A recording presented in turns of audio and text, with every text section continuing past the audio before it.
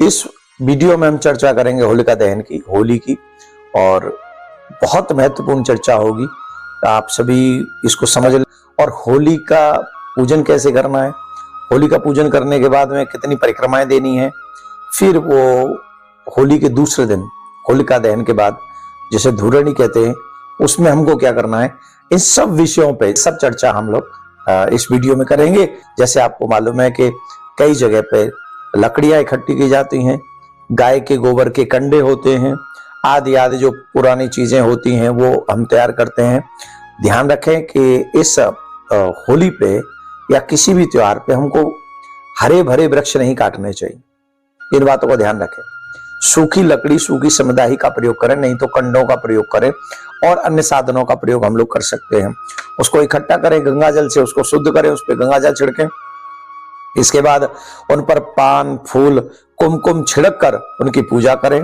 पूजा के लिए आपको मालूम है वस्तु माला, रोली, अक्षत, साबुत हल्दी की, गुलाल, नारियल, बतासे, गुड़ आदि का प्रयोग करें, जिससे आप होलिका का पूजन करें। याद रखें, जब आप होलिका मैया का पूजन कर रहे हो उस समय आपका मुख या तो पूर्व दिशा में हो या फिर उत्तर दिशा में होना चाहिए, इधर उधर ना हो, इस बात को ध्यान रखें।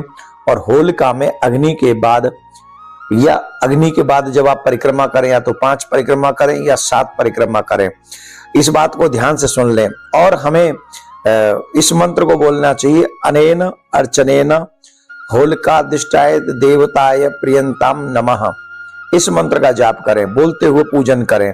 और होलिका की कम से कम 3 परिक्रमा जरूर करें। और 3 परिक्रमा करते समय हम लोग जल चढ़ाते हुए जाएं। जैसे जल से हम लोग गोवर्धन की परिक्रमा करते हैं ना, धारा परिक्रमा, वैसे ही होलिका की हमको ऐसे धारा परिक्रमा जल से करनी चाहिए। और जो लोग चाहते हैं कि शत्रुओं का विनाश हो, तो उन्हें उस समय ये मंत्र जाप करना चाहिए, ओम ह्रीम ह्रीम क्लीम। इससे शत्रु बाधा से आपको मुक्ति प्राप्त हो जाएगी। और पूजन करते समय इस मंत्र का जाप करें, परिक्रमा करते समय इसका जाप करें, तो जो शत्रु आपके कार्य में बाधा पहुंचा रहे हैं उन शत्रुओं पर आपको विजय प्राप्त होगी। और इसके बाद में, क्योंकि प्रहलाद की रक्षा करने के लिए नरसिंह भगवान का प्रादुर्भाव हुआ था, तो होली का पूजन करते समय नरसिंह भगवान का पूजन करना न भूलें या उनको प्रणाम करना न भूलें।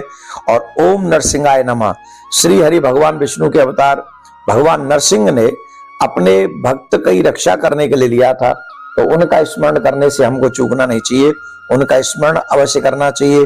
फल, फूल, अक्षत आदि नारियल चढ़ाएं और ये मंत्र बोले, तो इससे नरसिंह भगवान तमाम संकटों से, तमाम बाधाओं से, तमाम मुसीबतों से जैसे प्रहलाद को बचाया था वैसे हमको भी बचा लेंगे, इसमें कोई संशय नहीं है। और आप सभी एक मंत्र और याद करें, वंदितासि सुरेंद्रेण ब्राह्मण संकरेण च अतस्त्वं पाहिनो देवी विभूति विभूतिदा भवः। ये होलिका भस्म मंत्र जब आप दूसरे दिन इस मंत्र को याद कर लें, इस मंत्र को जब आप दूसरे दिन भस्म लेके आएंगे और भस्म को अपने माथे पे लगाएं, अपने कंठ पे लगाएं, अपने नाभि पे लगाएं, और उस भस्मी को अपने घर के सभी कोनों में एक बार छिड़क जरूर दें। अपने वर्क प्लेस पे भी छिड़क दें, अपने घर में छिड़क दें। तो इसको ऐसा करने से, घर के कोनों में इसको अगर हम छिड़क देंगे थोड़ी थोड़ी दूसरे दिन लाके भस्म को, तो इससे शरीर में लगाने से रोग समाप्त होते हैं, घर में लगाने से कलेश समाप्त, घर में छिड़कने से कलेश समाप्त होते हैं, और वर्क प्लेस पे लगाने से हमारे वर्क प्रोग्रेस करता है, हमारी तरक्की होती है। तो इस विभूति का बहुत बड़ा महात्म है। लेकिन इसका मंत्र याद करें, वंदितासि सुरेंद्रेण ब्राह्मण संकरेण च अतस्त्वं पाहिनो देवी विभूति भूतिदा भवः। कितना सुंदर श्लोक है, इसका आप लोग ध्यान रखें, इसको अवश्य आप याद कर लें और इस कर्म को करने से इसका आपका लाभ होगा।